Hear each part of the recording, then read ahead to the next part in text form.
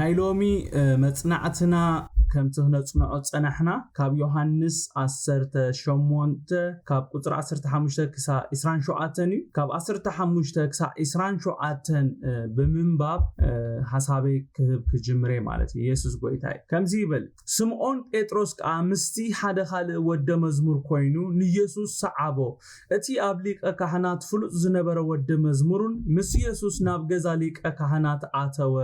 بطرس غنا ابطقا افدغ بوصاي دو بلا اتابليق كهنات فلوص زنبره ود مزمور كاوص امونه تعصاوي دغ نغيرو نبيتروس اتو شعو حنت غرد نساتا عصاوي دغ نبيتروس نسخاوندو كاب دق مزامورت زسبعي زيخا بلتو نسوغنا ايفالين بلا بزح قر نبرمو اتوم باروتون غلاون حاوي اوهيرم دويلوم يسحنو نبرو بيتروسون مساتاتهم دويلو يسحن نبر شعوت ليق كهنات نيسوس بزعبا دق مزامورتون تمرتون حاتتو يسوس كا انن عالم بغود الزارب كل ساعون ابتي ايهود زكولا زبله ابيت صلوتن بيت مقدسن مهر نيره حنتكو بحبو ايتزاربكن نمنتاي نعيت حتن لوها نتوم زرباي زسمعو حدتهم انه نساتهم نتا ان تزاربكو يفلطو يميلو ملسلو از مسبله كابتوم غلاو حدا ابو دويلو زنبره ليقه كحنات دو كمزيل كاتملسلو لخايلون يسوس صفو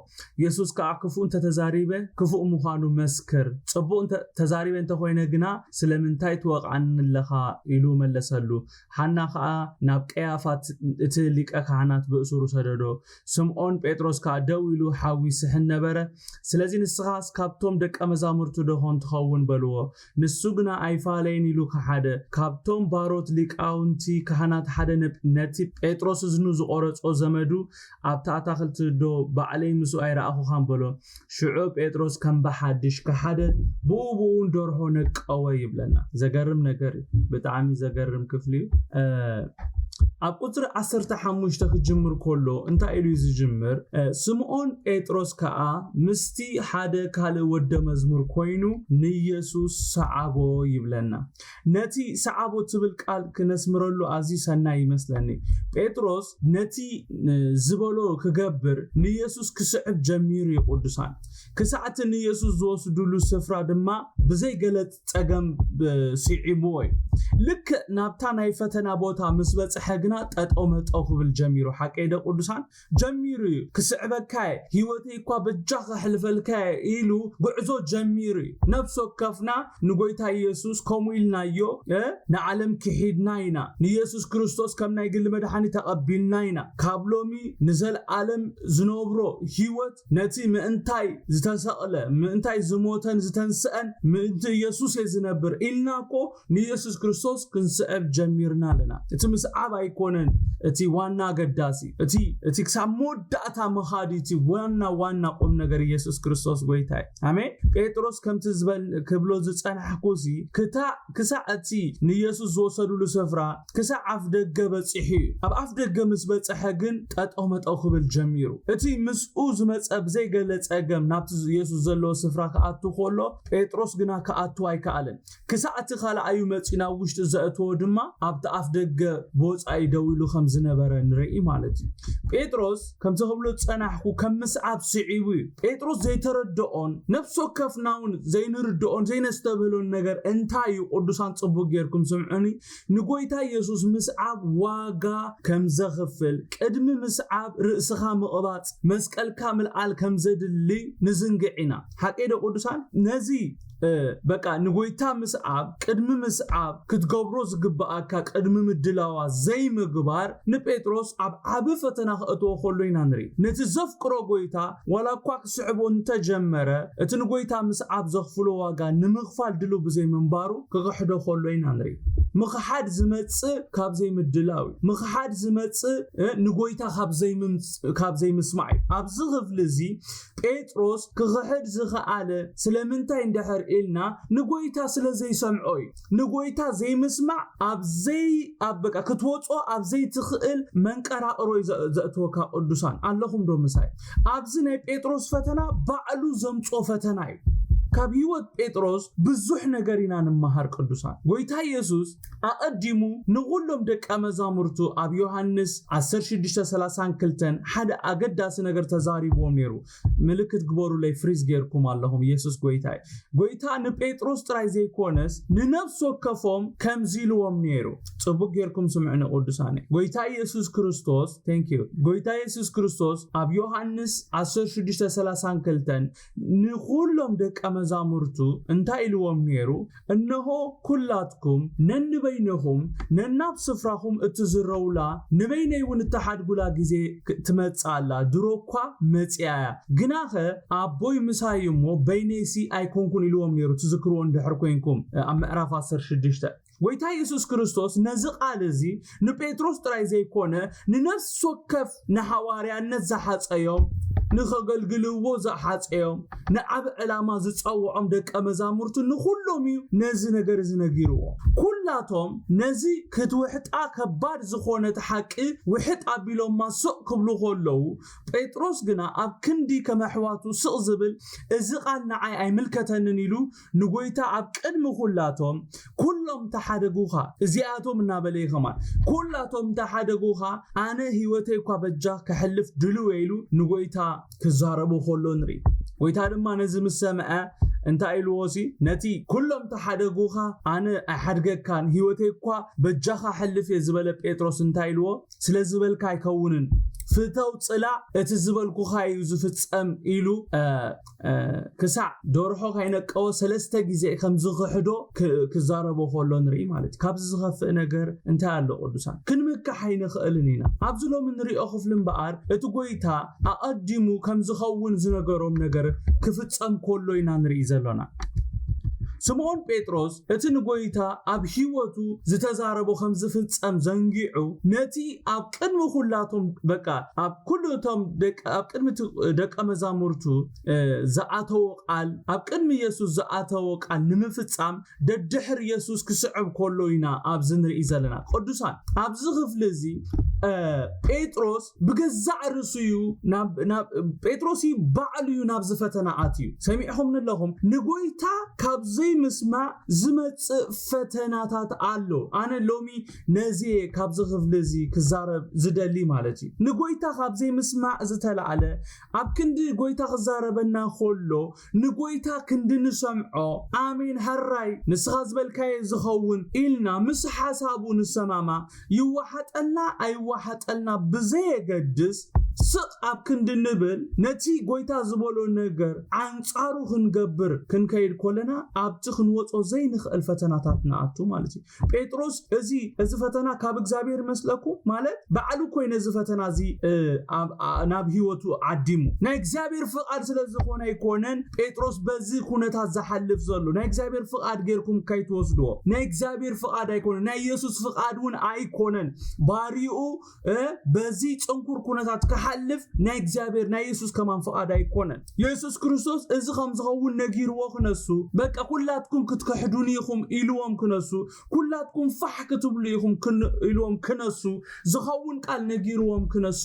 ኣብ ክንዲ ምስ ኢየሱስ ዝሰማማ ኣብ ክንዲ ከምቶም ካልኦት ደቀ መዛሙርቱ ስቕ ውሕጥ ኣቢልዋ ስቕ ዝብል ኖ ኣነ ይክሕደካኒ ከረጋግጸልከ ኢሉ ኣብዘይ ከውን ምሽክላ ከኣቱ ቆሎ ንርኢ ማለት ስምዖን ጴጥሮስ ከዓ ምስቲ ሓደ ካለ ወደ መዝሙር ኮይኑ ንኢየሱስ ዓቦቲ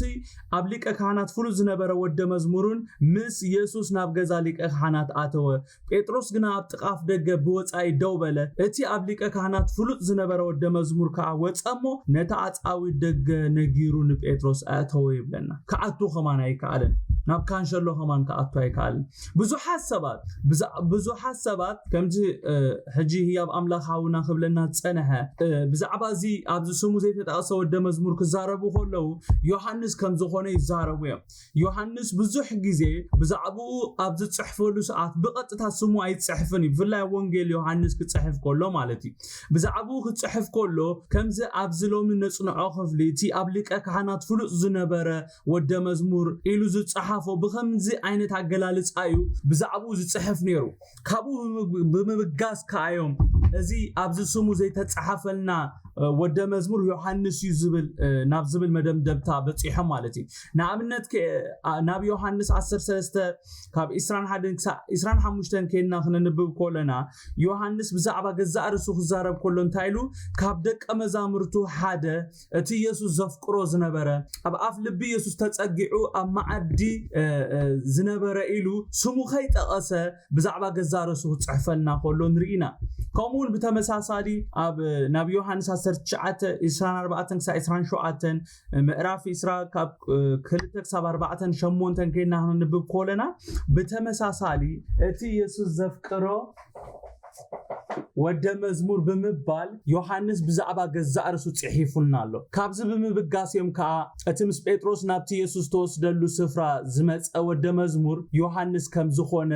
ብዙሓት ዝሰማምዑ ማለት እዩ ጴጥሮስ ክሳዕታ ኣፍ ደገ እኳ እንተበጽሐ ናብ ውሽጢ ግን ከኣቱ ኣይከኣለን እቲ ምስ ጴጥሮስ ንጎይታ ሰዓበ ወደ መዝሙር ጴጥሮስ ናብ ውሽጢ ከምዘይ ኣተወ ምስ ፈለጠ ንሱ ኣብ ሊቀ ካህናት ፍሉጥ ስለ ዝነበረ ከይዱ ነታ ኣጻዊ ደገ ነጊሩ ንጴጥሮስ ከእትዎ ኮሎ ኢና ኣብ ዝንርኢ ዘለና ጴጥሮስ ናብቲ ስፍራ እንተዘይ መጽእ እንተዘይ ኣቱ ማሓሸው ነይሩ ሓቀይዶ ቅዱሳን ገና እቱ ክብልዩ ዘይተጸበዮ ፈተናታት ክበጽሖ ጀሚሩ እታ ኣጻዊ ደገ ንጴጥሮስ ርኢ ምሰበለቶ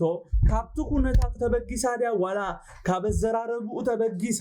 ንጴጥሮስ እንታይ ለሓቲታቶ ንስኻውንዶ ካብ ደቀ መዛሙርቱ እዚ ሰብኣይ እዚ ካበለቶ ይብለና ጴጥሮስ ዘይተጸበዮ ዘይተዳለወሉ ሕቶ ብምዃኑ እወየ ንምባል ኣቕሚ ሓይሊ ስለ ዘይነበሮ እንታይ ኢሉ መሊሱላ ኣይፋለይን ኣነ ወደ መዝሙር ኣይኮንኩን ኢሉ ማለት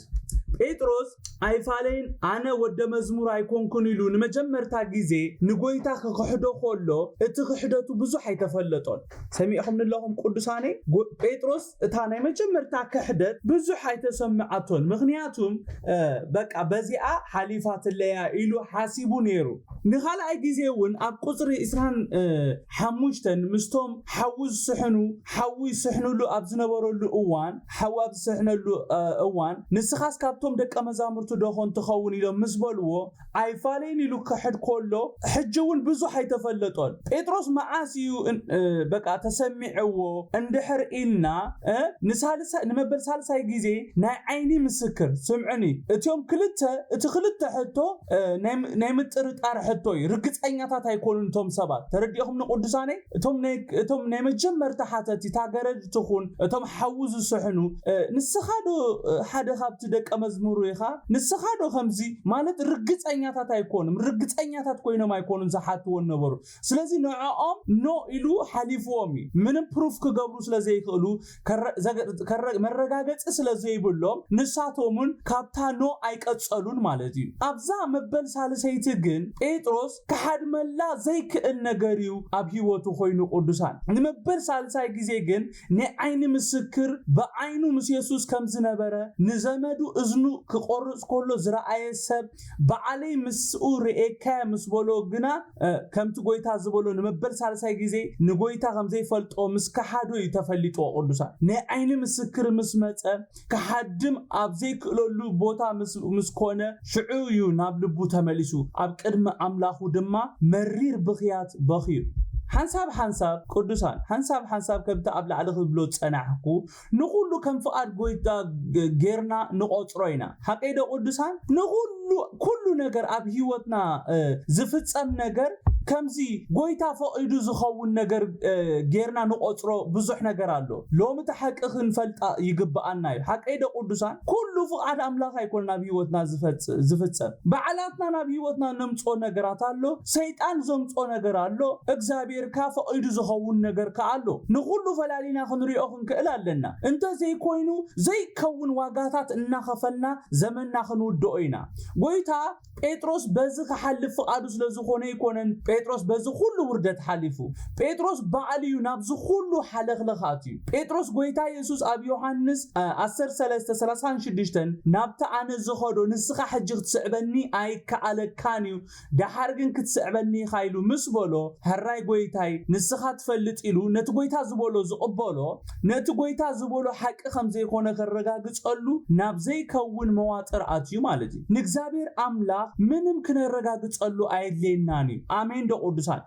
ብዙሓቲና ንእግዚአብሔር ፕሩፍ ክንገብረሉ ንደሊ ከም ናይ ጴጥሮስ እግዚአብሔር ናተይ እናታትኩምን ፕሩፍ ኣይድልዮኒ እግዚአብሔር ኣብ ህይወትና እንታይ ከም ዝኸውን ኣቕምና ክሳዕ ክንደይ ከም ዝኾነ ልክዕና ክሳዕ ክንደይ ከም ዝኾነ ይፈልጥ እዩ ጴጥሮስ ኢየሱስ ናይ ጴጥሮስ ኣቕሚ ናይ ጴጥሮስ ልክዕ ክሳዕበይ ምዃኑ ስለ ዝፈልጥ ንጴጥሮስ በቃ ኣይትኽእልን ኢኻ ሕጂ ኣይትኽእልን ኢኻ ዳሓር ግን ክትኽእል ኢኻ ኢልዎ ነይሩ ጴጥሮስ ግን ንጎይታ ክሰምዖ ኣይደለየን በቃ ፕሩፍ ክገብረሉ ስለ ዝደለየ ኣብ ዘይከውን መዋጥራት እዩ ማለት እዩ ቅዱሳን ንእግዚአብሔር ኣምላኽ ምንም ክነረጋግጸሉ ኣይድለናኒ ንሱ ኣቕምና ይፈልጦ እዩ ክሳዕበይ ክንከይድ ከም ንኽእል ይፈልጥ እዩ ኣሜን ኣሜን ጴጥሮስ ጎይታ ስለምንታይ ሕጂ ትስዕበኒ ኣይትኽእልን ኢኻ ከም ዝበሎ ብዘይ ምፍላጡ ህይወተይ እኳ በጃ ኣሕልፍ ንዝበሎ ጎይታ ከም ዘይፈልጦ ሰለስተ ግዜ ክሕዶ ከሎ ኢና ንርኢ ኖን ህይወቱ ከሕልፈሉ ኣብ ቅድሚ ሰባት ከማን ንሓደ ሰብ ከማን እወ ናቱ ወደ መዝሙር ይኽብል ከማን ኣቕሚ ኣይረኸበን ማለሲ ብመንፈስ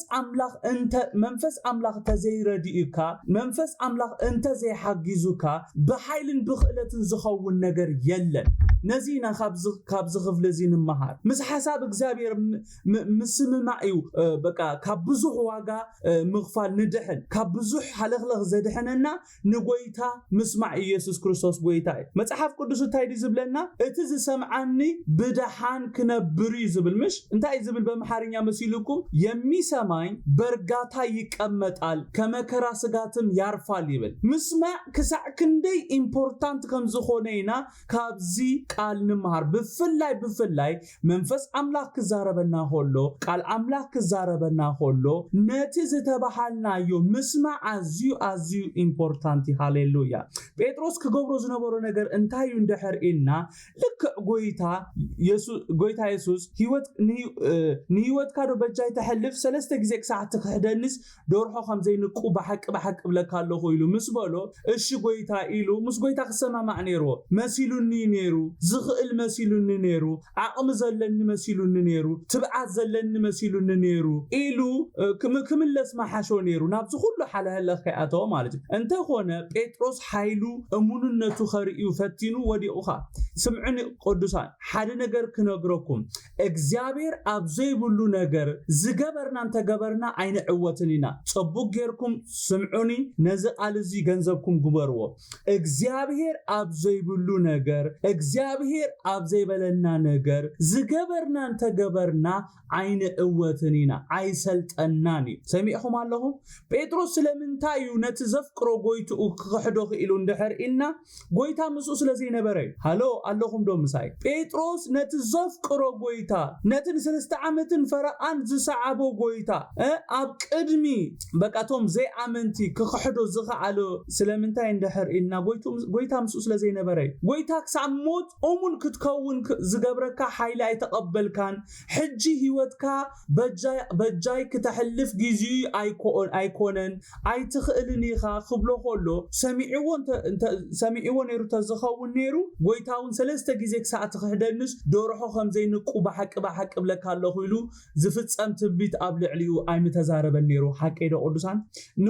ጎይታ በቃ ሰለስተ ግዜ ምልክት ይሂቦ ቅዱሳን ስምዑኒ ጴጥሮስ 10 ግዜ ዋላ መሓደ ነይሩ ቅዱሳን ጴጥሮስ 10 ግዜ መሓዶ ነይሩ ጎይታ ግን ምልክት መታን ክኾኖ ንምልክት መታን ክኸውን ኢሉ በሊልዎ ሰለስተ ግዜ ክሳዕት ክሕደንሲ ሰለስተ ግዜ ከም ዘይትፈልጠኒ ክሳዕት ክሕደንሲ ደርሖ ኣይንቁሑን ኢልዎ ሓደ ግዜ ቅዱሳን ኣነ ንስኻትኩምን ልክዕ ከም ጴጥሮስ ኣብ ዘይድሊ ነገር ዋጋ ክንከፍል ንርከብ ኢና ሓቀይዶ ኣንጻር እቲ እግዚአብሔር ዝበለና ንጓዓዝ እንድሕር ሓሊና ብዙሕ ዋጋ ከይከፈልና ንመለስሎም መዓልቲ ምስ እግዚአብሔር ምስምማዕ ዘዋፃና ምክንያቱም እግዚአብሔር ኩሉ ዝፈልጥ ኣምላኽ ስለ ዝኾነ ማለት እዩ እግዚአብሔር እቲ ብቅድሜና ዘሎ ፈልጥ ብድሕሪና ዘሎ ፈልጥ ብጎንና ዘሎ ፈልጥ ዝጽበየና ዘሎ ፈተናታት ይፈልጥ ስለዚ ኢኻ ቀዲሙ ቃሉ ዝልእኻልና ኢየሱስ ክርስቶስ ጎይታይ ምናልባት ሎሚ ከም ጴጥሮስ አንጻር እቲ ጎይታና ዝበለና ንጓዓዝ ሰባት ዶ ንህሉ ቅዱሳን ሎሚ ብዘይ ወዓል ሕደር ምስ ጎይታ ንሰማማ አሜን ንጴጥሮስ ብዛዕባ ዛ ኩነታት ረኺብና እንተንሓቶ ጽቡቅ ጌርኩም ስምዕኒ ቅዱሳኔ ንጴጥሮስ ረኺብና ብዛዕባ ዛ ኩነታት እንተንሓቶ ርግጸኛ እዛ ኩነታት እዚኣ እዛ ሕሞት እዚኣ ኣብ ህይወቱ ተዘይትነብር ኣብ ታሪኩ ተዘይትነብር ምመረጸ ነይሩ ሓቀዶ ቅዱሳን ሓቀዶ ርግጸኛ ብዛዕባ ዛ ሰዓት ከሐስብ ኮሎ ብዙሕ ጓሂ ከም ዝስምዖ ቅዱሳን ሕጂው እንደጊም ይብል ኣለኹ ጴጥሮስ በዓሉ በዛ መንገድ ከሐልፍ መሪጹ እምበር እዚ ናይ ጎይታ ፍቃድ ኣይኮነን በዛ ጽንክርት ኩነታት ሓሊፉ ቅዱሳን ጎይታ ስለዚ ፈቀደ ይኮነን በዚ ፈታን ዝኾነ ኩነታት ሓሊፉ ብዘረቡ ተፈቲኑ ካብዚ እንታይና ንመሃር እንድሕር ኢልኩምኒ ሓንሳብ ብዘይ ተጻሕፈልና መንገዲ ክንከይድ ከም ንኽእሊና ካብዚ ክፍሊ ዝንመሃር አሜን አሜን ቅዱሳን በቃ ዘይ ተጻሕፈልና ይንበር ቅዱሳን ብዘይ ተጻሕፈልና መንገዲ ክንከይድ ኣይንምረጽ በት እግዚአብሔር ዘሐንጸጸልና ሕንጻጽ በት እግዚአብሔር ዘስመረልና መስመር ብኡ ኩሉ ሰብ ኢሉ ምሽ በቃ በት ዝተሐንጸጸሉ ይጉየ ኢሉ ሎምት እግዚአብሔር አምላኽና ዝበሎ ንሱ ከምቲ ንሱ ዝበሎ ጥራይ ከም ዝኸውን ፈሊጥና ምስ ሐሳብ እግዚአብሔር ንሰማማ እንተ ዘይኮይኑ በት እግዚአብሔር ዘይበለና ኸይድና እዚ ዘይበሃል ዋጋ ከም ንኸፍል ፍሉጥ እዩ ካብ 19-24 እንታይ ብልሺ ሽዑት ሊቀ ካህናት ኢየሱስ ብዛዕባ ደቀ መዛሙርቱን ትምህርቱን ሓተቶ ኢየሱስ ከኣ ኣነ ንዓለም ብጉሁድ እዛረባ ኣለኹ ኩሉ ሰዓውን ኣብቲ ኣይሁድ ዝእከብሉ ዘበለ ኣብ ቤት ጸሎትን ቤት መቅደስን ምህር ነይረ ሓንቲ እኳ ብሕቡ ኣይተዛረብኩን ንምንታይ ኢኻ ንዓይ ተሓተኒ ለኻ ዘረባ ይሰምዑ ሕተቶ እንሆ ንሳቶም ኣነ ተዛረብክዎ ይፈልጥዎ የሚሉ መለሰሉ እዚ ምስ በለ ካብቶም ገላዊ ሓደ ኣብኡ ደው ኢሉ ዝነበረ ንሊቀ ካህናት ዶ ከምዚልካ ትምልሰሉ ለኻ ኢሉ ንኢየሱስ ጸፍዖ ኢየሱስ ከኣ ክፉእ እንተተዛሪበ ክፉእ ምዃኑ መስክር ጽቡቕ እንተተዛሪበ እንተኾይነ ስለምንታይ ተወቅዓኒ ለኻ ኢሉ መለሰሉ ሓና ከኣ ናብ ቀያፋት ሊቀ ካህናት ብእስሩ ሰደዶ ይብለና እቲ ሊቀ ካህናት ብዛዕባ ደቀ መዛሙርቱን ትምህርቱ ምስ ሓተቶ እንታይ ኢሉ መሊሱሉ ጎይታ ኣነ ንዓለም ብጉሁድ እዛረባ ኣለኹ ኢሉ ኩሉ ሰዓውን ኣብቲ ኣይሁድ ዝእከብሉ ዘበለ ኣብ ቤት ጸሎትን ኣብ ቤት መቅደስን እምህር ነይረ ሓንቲ እኳ ብሕቡ ኣይተዛረብኩን ንምንታይ ንዓይ ተሓተኒ ለኻ ነቶም ዘረባ ይሰምዑ ሕተቶም እንሆ ንሳቶም ነቲ ኣነ ተዛረብክዎ ይፈልጥዎ የሚሉ ጥራይ ልመልስሉ ቅዱሳን ጎይታ ኢየሱስ ነቲ ብዛዕባ ደቀ መዛሙርቱን ትምህርቱን ንዝሓተቶ ሊቀ ካህናት ከምቲ ኣብ ላዕሊ ክንብሎ ጸናሕና ንዓለም ብጉሁድ ይዛረብ ኩሉ ሰዓውን ኣብቲ ኣይሁድ ዝእከብሉ ዘበለ ኣብ ቤት ጸሎቶም ኣብ ቤት መቅደሶም ይምህር ከም ዝነበረ ሓንቲ እኳ ብሕቡ ከምዘይ ተዛረበ ምስ ነገሮ ነቲ ነዚ ሕቶ ዝሓተተ ሊቀ ካህናት ነበር ሓና ተመሊሱ እንታይ ኢሉ ሓቲትዎ ስለምንታይ ተሓተኒ ለኻ ኢልዎ ጎይታ ኢየሱስ ብዛዕባ ደቀ መዛሙርቱን ብዛዕባ ትምህርቱን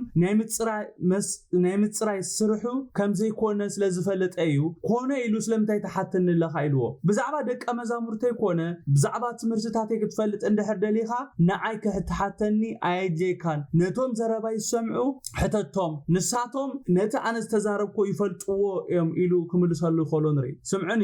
ዋላ እኳ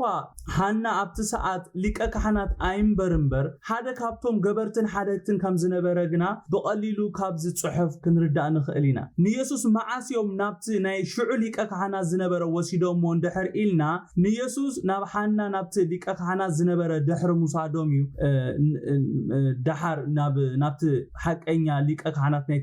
ናይቲ ሰዓት ዝነበረ ወሲዶም እዚ እንታይ ዘርኤና እንድሕር ኢልና ዋላ እኳ ቀያፋ ኣብቲ መንበር ናይ ሊቀ ካህናት ይቀመጥ እምበር ድሕሪ እቲ መንበር ስልጣን ዘለዎ ሓና ከም ዝኾነ ኢና ብቐሊሉ ንርዳእ ዋላ እኳ ከምቲ ኢየሱስ ዝበሎ ኢየሱስ ንዓለም ብጉሁድ ይዛረባ እንተነበረ እቲ ናይ ኢየሱስ ትምህርቲ ንመብዛሕትኡ ጉሁድ ወይ ዝተገልጸ ኣይነበረን ሓቀደ ቅዱሳን ዋላ እኳ ጎይታ በቃ እቲ ዝዛረቦስ ግሉጽ ነይሩ ተበለ መብዛሕትኡ ትምህርትታት ናይ ጎይታ ምግላጽ ዘድልዮ ነይሩ ክፍታሕ ዘለዎ ፓዝል እዩ ምክንያቱም ነቶም ካብቲ መንፈሳዊ ዓለም ዝረሓቁ ናይ ኢየሱስ ክርስቶስ ኩሉ ትምህርቲ ብቐሊሉ ክርድዎ ዝኽእል ትምህርቲ ኣይነበረን ናብ ማርቆስ 4:10-12 ከይና ነንብብ ኮለና እንታይ ይብለና ንበይኑ ምስኮነ ከኣቶም ከቢቦሞ ዘለው ምስቶም 12 ኮይኖም ብዛዕባ እቲ ምስላ ሓተትዎ ንሱ ከኣ በሎ ምፍላጥ ምስጢር መንግስቲ أملاخ نأخذكم التوهبة نتوم بوصاي زلو غنا نرايو كريو مو كيسوطم الناسم اقسم مو كيستوعلو كيملسو يقرون من انت خايبلهم سي كله بمثلاي زخون إلوام نيرو اتقند صقم قدوسان اتقند صقم ابت تزاراباي زي كونس ابتم سمعتي اتوم سمعتو نت منفساوي ነገር ጸማማት ዕውራት በመንባሮምዩ ኩሉ ነገር ነዓዓቶም ጉሉጽ ዘይኮነ ሐቀይደ ቅዱሳን ጎይታ ንደቀ መዛሙርቱን ታይልዎም ምፍላጥ ምስጥር መንግስት አምላክ ነአኻትኩም ይተዋሃበ ይልዎም ብዛዕባ መንግስት አምላክ ምፍላጥ ነቶም ደቀ መንግስት ጥራ ተዋሃበ ነገር ከም ዝኾነይና ካብዚ ንርዳ አሜን ሃሌሉያ አብ ዘመናውን ቅዱሳን ጽቡቅ ጌርኩም ስምዑኒ ንመንፈሳዊ ዓለም ጸማማት ዕውራት ዝኾኑ ቁጥር ዘይብሎም ሰባት ኣለውና ሐቀይዶ በሃይማኖት ዝተኣሰሩ በአነነስ ተአሰሩ በምድራዊ ፍልጠት ዝተአሰሩ መንፈሳዊ የእንትና እንተ ዘይተኸፊቱ ቅዱሳን በዛዕባ መንግስት አምላክ ክንፈልጥ ፈጺምና ይነኽእልና ወድ መንግስት ምስኮንካ ጥራያኻ በዛዕባ መንግስት ትፈልጥ ትጅምር ስለዚህ ካዩ ንመብዛሕቲኦም ናይ ኢየሱስ ትምህርቲ ንብዙሓት ዘይተፈተሐ ግድል ዝኾኖም ነይሩ ኢየሱስ ነቲ ዝተሓተቶ ሕቶ በቀጥታ ብዘይ መምላሱ ነቲ ሓታታይ ንሕቱኡ በሕቶ በመምላሱ ሓደ ካብቶም ገላው ንሊቀ ካህናት ከምዚልካ ተመልሰሉ ለኻይሉ ነቲ ናይ ዘለዓለም ሊቀ ካህናት ዝኾነ ኢየሱስ ክጻፍዖ ከሎ ንሪ ኣብ ትንቢት ኢሳይያስ እንታይ ብልሲ ኣብ ትንቢት ኢሳይያስ 50 ቁጥር 6 ከምዚ ዝብል ቃል ኣሎ ዝባነይ ንገረፍቲ ምዕጉርተይ ከዓ ንነፀይቲ ጸጉሪ ሃብኩ ገፀይ ድማ ካብ ጸርፍን ጡፍ ምባልን ኣይከወልኩን ይብል ኣብ ህይወት ኢየሱስ እምበኣር ኣብዚ ሰዓት እዚ ቃል ክፍጸም ከሎ ንሪኦ ዘለና ወይታ ኢየሱስ ክርስቶስ ነቶም ጸፋዓቱ ስኢሉ በቶም ጸፋዓቱ ስኢሉ ክጽፋዕ ከሎ ኢና ንሪ ዳሕራይ ትሕቲናውን ክንርኢ ከለና ጡፍ ይብሉሉ ጭሕሙ በቃ ይነጽይዎ ነይሮም እዚ ትንቢት እዚ ቃል እዚ ኣብ ህይወት ኢየሱስ ኣብዚ ምዕራፍ ክፍጸም ከሎ ንርኢ ዘለና ጎይታ ነቲ ብዘይ ምኽንያት ዝጸፍዖ እንታይልዎ ኢየሱስ ከዓ ክፉእ እንተተዛሪበ ክፉእ ምዃኑ መስክር ጽቡቕ ተዛሪበ ተኾይነ ግና ስለምንታይ ተወቃዕና ለኻይሉ ክምልሰሉ ከሎ ንርኢ ማለት እዩ መልሲ ናይቲ ዝሓተቶ ሕቶ ካብ ኣፍ ኢየሱስ ምስ ሰምዐ ካልእ ሕቶ ክሓትት ከሎ ኣይንሪኦኒና ሃና ብቐጥታ ንኢየሱስ ብእስሩ ናብቲ ናይ ሽዑ ሊቀ ካህናት ዝነበረ ቀያፋ ይሰዲድዎ ጎይታ ኢየሱስ ክርስቶስ ብነገር ኩሉ ይባርኩም ናይ ሎሚ መጽናዕትና ኣብዚኣ ደው ክነብርና next week ድማ ብሰፊሑ ክንቅጽልና ጎይታ እናባረኸ ይኩን የዳውና እና ጸሊና ክንውድኢና